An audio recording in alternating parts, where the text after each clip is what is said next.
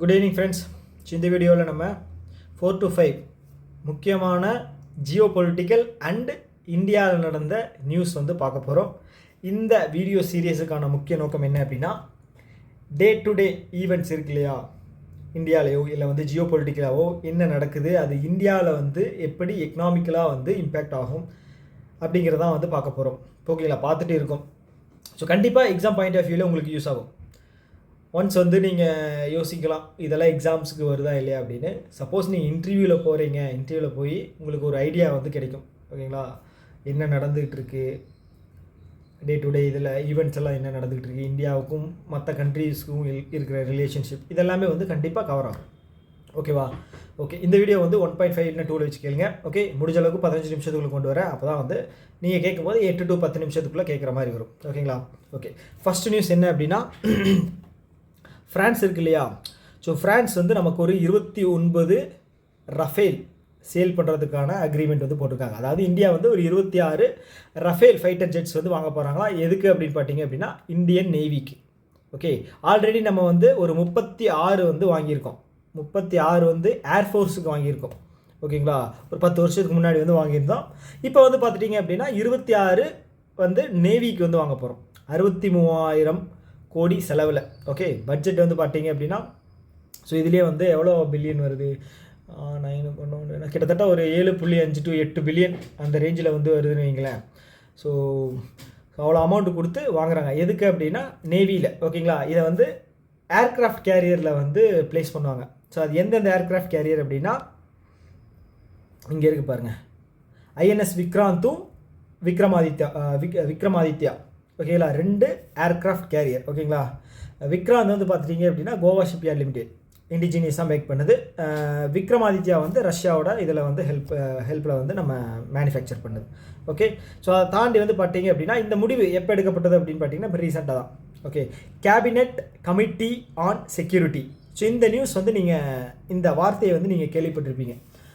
எப்போன்னு பார்த்தீங்க அப்படின்னா, ரீசெண்டாக இந்த பகல்காம் அட்டாக் நடந்துச்சு இல்லையா. ஸோ அப்போ வந்து cabinet committee on security meeting வந்து நடந்துகிட்ருக்கு.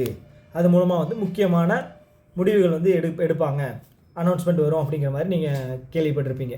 ஸோ இது என்ன அப்படின்னா, செக்யூரிட்டி ரிலேட்டடான டிஸ்கஷன்ஸ் வந்து இந்த மீட்டிங்கில் நடக்கும். இந்த மீட்டிங்கோட ஹெட் வந்து பார்த்தீங்க அப்படின்னா பிரைம் மினிஸ்டர் தான். ஓகே, அதுக்கு கீழே வந்து பார்த்தீங்க அப்படின்னா ஹோம் மினிஸ்டர், டிஃபென்ஸ் மினிஸ்டர், அதுக்கப்புறம் finance minister and external affairs minister. So இவங்கெல்லாம் சேர்ந்து தான் வந்து செக்யூரிட்டி ரிலேட்டடான ஏதாவது ஒரு ஈவெண்ட் ஏதாவது பண்ணணும். ஏதாவது ஒரு இப்போ நடந்துச்சு இல்லையா இந்த மாதிரி என்ன சொல்கிறது, பகல்காம் அட்டாக்கு. ஸோ இந்த டைமில் வந்து கிரிட்டிக்கலான சுச்சுவேஷன்ஸில் வந்து முடிவுகளை வந்து எடுக்கிறது வந்து இவங்க தான் டிஸ்கஸ் பண்ணி எடுப்பாங்க. ஓகே, ஸோ இதுதான் வந்து இந்த நியூஸோட முக்கியமான விஷயம். ஓகேங்களா, அதை தாண்டி இருக்கிறதெல்லாம் வந்து பார்த்தீங்க அப்படின்னா நிறைய வளவளன்னு கொடுத்துருப்பாங்க. ஓகேங்களா, ஓகே, அதை தாண்டி வந்து பார்த்தீங்க அப்படின்னா இவங்க டெக்னாலஜி ஷேர் பண்ணுறது, ட்ரான்ஸ்ஃபர் ஆஃப் டெக்னாலஜி அப்படின்னு சொல்லியிருப்பாங்க இந்த இடத்துல பாருங்கள். ஓகே, ஸோ அது மூலமாக வந்து அவங்களோட என்ன சொல்கிறது டெக்னாலஜி நமக்கு வந்து ஷேர் பண்ணுறதா சொல்லியிருக்காங்க. அதை தாண்டி வந்து இந்தியாவில் வந்து மெயின்டெனன்ஸ் பண்ணுறதுக்கு, ரிப்பேர் பண்ணுறதுக்கு, அதுக்கப்புறம் வந்து இந்த மாதிரி விஷயங்கள்லாம் வந்து பண்ணுறதுக்காக உள்ளூரில் வந்து ஒரு ஒர்க் ஷாப் மாதிரி இது பண்ண போகிறாங்க, பில்டு பண்ண போகிறாங்க. பர்டிகுலராக வந்து ரஃபேலுக்காக பிரத்யேகமாக. ஓகேங்களா, ஓகே, இதுதான் வந்து இந்த நியூஸில் இருக்கக்கூடிய முக்கியமான இம்பார்ட்டண்ட்டான பாயிண்ட்டு. ஓகேங்களா, ஸோ இது வாங்குறது மூலமாக என்ன யூஸ் அப்படின்னு பார்த்தீங்க அப்படின்னா, இந்தியா வந்து பக்கத்து கண்ட்ரியில் த்ரெட்ஸ் இருக்குது இல்லையா, பாகிஸ்தான் இருக்குது, பங்களாதேஷ் வேறு இப்போ குதிச்சுட்டு இருக்கானுங்க. மேலே வந்து பார்த்திங்கன்னா சைனா வந்து அவன் வந்து அடிக்கடி வந்து செவரேறி குதிக்கிற மாதிரி ஏதோ விஷயம் பண்ணிகிட்டு இருக்கான். ஸோ இதை மாதிரி விஷயங்கள் எல்லாம் வந்து டேக்கிள் பண்ணணும் அப்படின்னா நம்மக்கிட்ட வந்து அட்வான்ஸ் லெவலில் இருக்கக்கூடிய ஏர்க்ராஃப்ட்ஸ் எல்லாம் வந்து நமக்கு தேவைப்படுது. ஓகேங்களா, ஸோ அதுபடி தான் வந்து இப்போ யூஎஸ் வந்து நமக்கு வந்து தரேன்னு சொல்லியிருக்காங்க. என்னது F-35. ஓகேங்களா, ரஷ்யாவும் தரேன்னு சொல்லியிருக்காங்க. Su-57 அப்படிங்கிறது 5th ஜென்ரேஷன். ஓகேங்களா, ஓகே, ஸோ இது மூலமாக வந்து என்ன சொல்கிறது, ஒன்றுமே சைனா கூட வந்து சண்டைக்கு போனால் கூட ஓகே, பாகிஸ்தான் ஏன் தான் இந்த துள்ளு துள்ளுறானுங்கன்னு தெரியல. ஒன்றுமே இல்லை, எக்கானமியும் பாதாளத்தில் போயிடுச்சு. எதுக்காக இப்படி பண்ணுறாங்கன்னு தெரியல. ஓகே, ஸோ இந்த 26 ரஃபேல் இதுவும் வந்து பார்த்துட்டிங்க அப்படின்னா எப்போ கம்ப்ளீட் ஆகும் அப்படின்னா 2030 வந்து கம்ப்ளீட் ஆகிருமா. ஓகே, ஓகே, இந்த நியூஸ் கிளியர் தானே. ஓகே, அடுத்த நியூஸ் அதே ஜியோ பொலிட்டிக்கலில் வந்து ஒரு இன்ட்ரெஸ்டிங்கான நியூஸ். ஓகே, ஸோ இப்போ நமக்கும் பாகிஸ்தானுக்கு நடுவில் இந்த பிரச்சனை இருக்கு இல்லையா. ஸோ இதில் வந்து வாகா அட்டாரி பார்டர் வந்து க்ளோஸ் பண்ணிட்டாங்க. எங்கே இருக்குது? பஞ்சாப் ப்ராவின்ஸில் இருக்குது. ஓகேங்களா, வாகா அட்டாரி இது பார்டர் வந்து க்ளோஸ் பண்ணிட்டாங்க. ஸோ அந்த பார்டர் மூலமாக தான் வந்து நமக்கும் ஆப்கானிஸ்தானுக்கும் நடுவில் வந்து தரைவழி, ஓகேங்களா, டிரான்ஸ்போர்ட்டேஷன் அப்படிங்கிறது வந்து நடந்துட்டு இருந்துச்சு. ஸோ இதை க்ளோஸ் பண்ணதுனால ஆப்கானிஸ்தானுக்கு நம்மளும் எதுவும் எக்ஸ்போர்ட் பண்ண முடியாது, ஆப்கானிஸ்தான்லேருந்து நமக்கு வந்து எதுவும் இம்போர்ட்டும் ஆகாது. ஸோ யோசிக்கலாம், ஆப்கானிஸ்தான்லேருந்து நம்ம என்ன இம்போர்ட் பண்ண போகிறோம் அப்படின்னு யோசிக்கலாம்.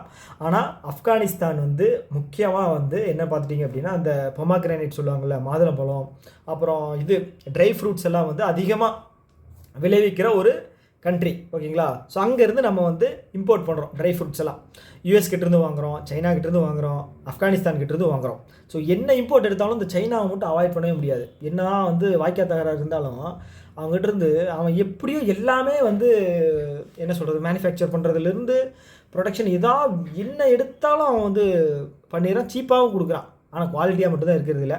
ஓகே, அது ஒரு பக்கம் இருந்தாலும், ஸோ இப்போ என்ன சொல்லியிருக்காங்க அப்படின்னா, இந்த பார்டர் க்ளோஸ்னால் வந்து இந்தியாவுக்கு வரக்கூடிய அந்த ட்ரை ஃப்ரூட்ஸோட ஒரு பங்கு வந்து ஸ்டாப் ஆகும்.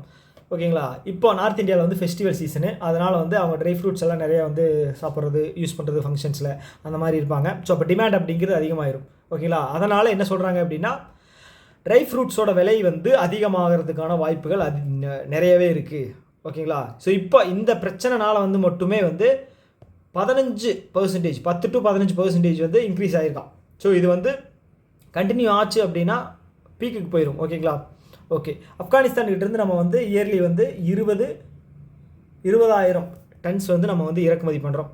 ஓகே, ஸோ அதை தாண்டி வந்து பார்த்தீங்க அப்படின்னா முக்கியமான ட்ரை ஃப்ரூட்ஸ் எல்லாம் வந்து பார்த்தீங்க அப்படின்னா இங்கே இருக்குமே, இங்கே இது ஸோ ஆல்மண்ட்ஸ் வாங்குகிறோம். ஓகே, அப்புறம் வந்து இன்னொன்று இது பார்த்தனே,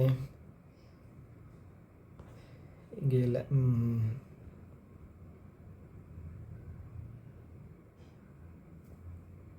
ஓகே, இங்கே தான் பார்த்தேன், மிஸ் ஆயிடுச்சு. ஓகே, ஸோ இந்த மாதிரி வந்து ட்ரை ஃப்ரூட்ஸ் எல்லாம் நிறைய வாங்குறேன். இந்த உலர் திராட்சை இருக்கு இல்லையா, அது, அப்புறம் வந்து அத்தி, ஆமாம் அத்தி, இந்த மாதிரியெல்லாம் வந்து நம்ம அவங்ககிட்டருந்து இம்போர்ட் பண்ணுறோம். ஓகேங்களா, ஸோ இதெல்லாம் வந்து நம்ம இந்த பிரச்சனைனால வந்து ஷார்ட்டேஜ் அப்படிங்கிறது வர்றதுக்கான வாய்ப்புகள் நிறைய இருக்குது. ஓகே, ட்ரை ஃப்ரூட்ஸ் நிறைய பேர் அதிகமாக விரும்பி சாப்பிடக்கூடிய ஆட்கள். ஸோ என் ஃப்ரெண்டு கூட எந்த ஜூஸ் கடைக்கு போனாலும் அத்திப்பழ ஜூஸ் தான் வேணும் அப்படின்னு சொல்லி என்ன சொல்கிறது, ஒத்த காலில் நிற்பான். ஸோ அதனால் இதுதான் வந்து முக்கியமான நியூஸு. ஸோ கார்கோவில் வந்து ஃப்ளைட் மூலமாக கொண்டு வரலாம் அப்படின்னு நீங்கள் யோசிக்கலாம். ஸோ அது வந்து லிமிட்டடாக தான் கொண்டு வர முடியும். ஸோ அதை தாண்டி இன்னொரு ரூட் இருக்குது, இங்கே கொடுத்துருப்பாங்க பாருங்கள், எங்கே சபஹர் போட்டிருக்கு இல்லையா, எங்கடா அது, ஓகே, சபஹர் போட்டிருக்கு இல்லையா, எங்கேன்னு தெரியல, நான் படித்தேன், இங்கே படித்தேன், இங்கே இருக்குது. சபஹர் போர்ட் மூலமாக வந்து ஈரானில் இருக்கிற சபஹர் போர்ட் மூலமாக வந்து இந்தியாவுக்கு வந்து பண்ணலாம். ஆனால் வந்து 2 to 3 days வந்து டிலே ஆகும். ஓகே, அதை தாண்டி வந்து சார்க் கண்ட்ரிஸ் இருக்கு இல்லையா, அதில் வந்து நம்ம ட்ரேட் பண்ணும்போது ட்ரேட் ஃப்ரீ. ஈரான் மூலமாக போயிட்டு வருது அப்படின்னா அதுக்கு டேரிஃப் அப்படிங்கிறது போடுவாங்களா என்னன்னு தெரியல. ஸோ அதுதான் இதில் சொல்லியிருக்காங்க முக்கியமான விஷயம்.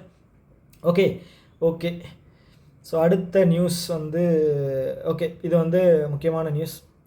ஃபினான்ஸ் மினிஸ்டர் இருக்காங்க இல்லையா, நம்மளுடைய ஃபினான்ஸ் மினிஸ்டர், அவங்க என்ன சொல்லியிருக்காங்க அப்படின்னா, யூபிஐயோட டெய்லியும் டிரான்சாக்ஷனோட இது கவுண்ட்டு வந்து ஒரு நாளைக்கு வந்து பார்த்தீங்க அப்படின்னா 100 கோடியாக வந்து அதிகமாகணும் அப்படின்னு சொல்லியிருக்காங்க. ஒரு நாளைக்கு வந்து 100 கோடி அதிகமாகணும் அப்படின்னு சொல்லியிருக்காங்க. ஓகேங்களா, நல்லா தெரிஞ்சுக்க, ஒரு நாளைக்கு 100 கோடி டிரான்சாக்ஷன்ஸ். ஓகே, போன மாதத்தோட டேட்டாவை எடுத்து பார்த்துட்டோம் அப்படின்னா எவ்வளோ நம்ம வந்து டிரான்சாக்ஷன் பண்ணியிருக்கோம் அப்படின்னா 19.78 பில்லியன் டிரான்சாக்ஷன் பண்ணியிருக்கோம். ஓவரால் இதோட அமௌண்ட் வந்து 24.7 லட்சம் கோடி. ஓகேங்களா, இது வந்து அமௌண்ட்டு, இது வந்து டிரான்சாக்ஷன்ஸ். ஓகே, ஸோ இப்போது இது வந்து பார்த்துட்டிங்க அப்படின்னா ஒரு நாளைக்கு 100 கோடி டிரான்சாக்ஷன் பண்ணுறது மூலமாக, 100 கோடி டைம் வந்து டிரான்சாக்ஷன் பண்ணுறது மூலமாக வந்து பார்த்தீங்க அப்படின்னா இது வந்து 30 பில்லியனாக வந்து இன்க்ரீஸ் ஆகும். ஓகே, ஸோ அதுதான் வந்து இந்த இதில் சொல்லியிருக்காங்க. ஸோ யூபிஐ வந்து பண்ணுறது மூலமாக வந்து டிரான்ஸ்பரண்ட்டாக இருக்கும்.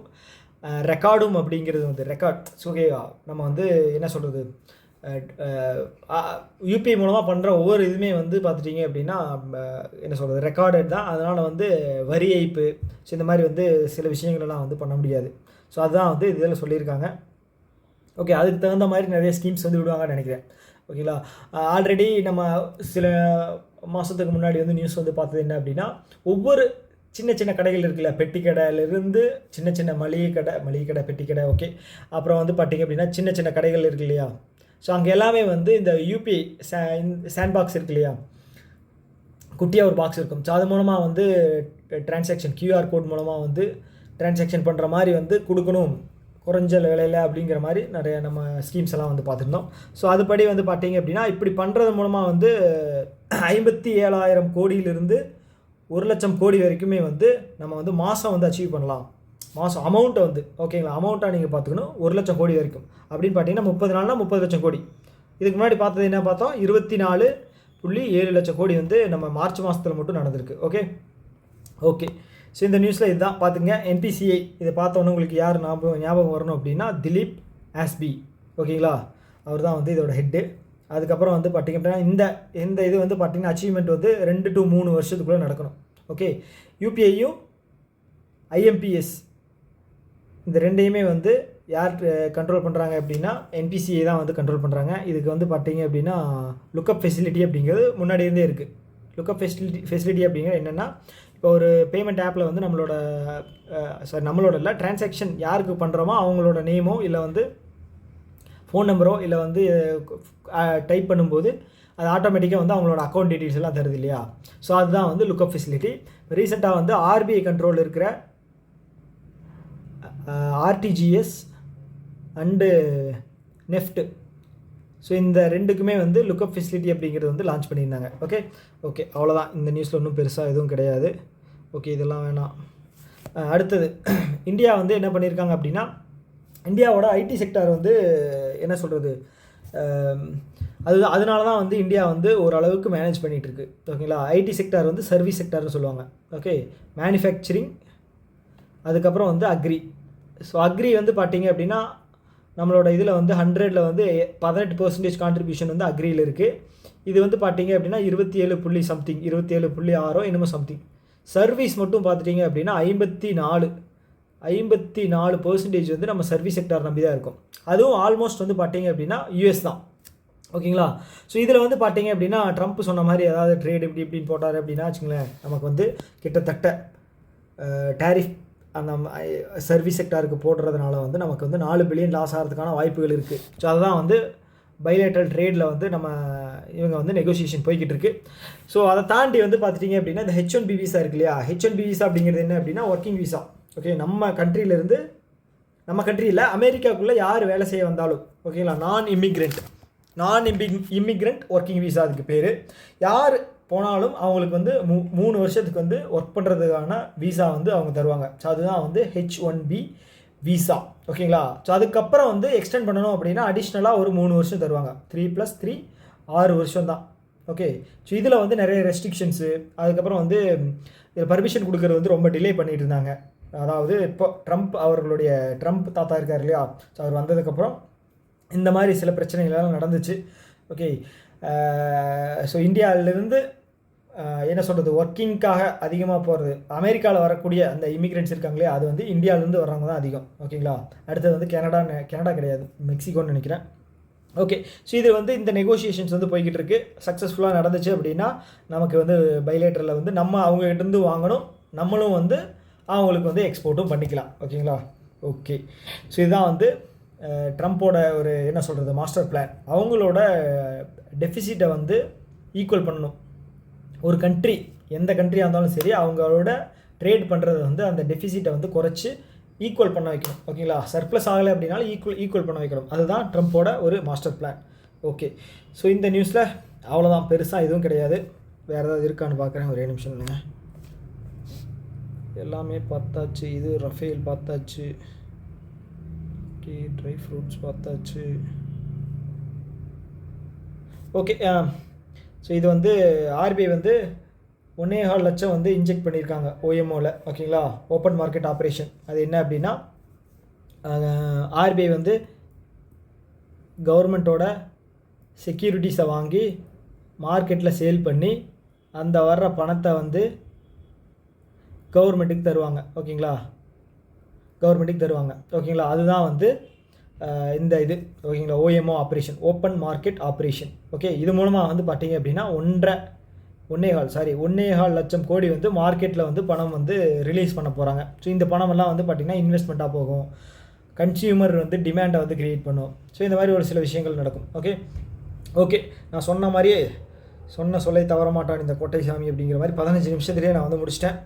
ஓகே, ஸோ இந்த நியூஸில் வந்து இந்தியாவுக்கும் அமெரிக்காவுக்கும் உள்ள ட்ரேட் அப்படிங்கிறத பார்த்தோம், H1B விசா அப்படிங்கிறத பார்த்தோம், ஐடி செக்டார் எப்படி ரன் ஆகிட்டு இருக்குங்கிறத பார்த்தோம். அப்புறம் பாகிஸ்தானுக்கும் நமக்கும் நடுவில் இந்த பார்டர் இருக்கு இல்லையா, அந்த பிரச்சனைனால ஆப்கானிஸ்தான் நம்ம டிரான்ஸ்போர்ட்டேஷன் எப்படி பாதிக்கும் அப்படிங்கிறத பார்த்தோம்.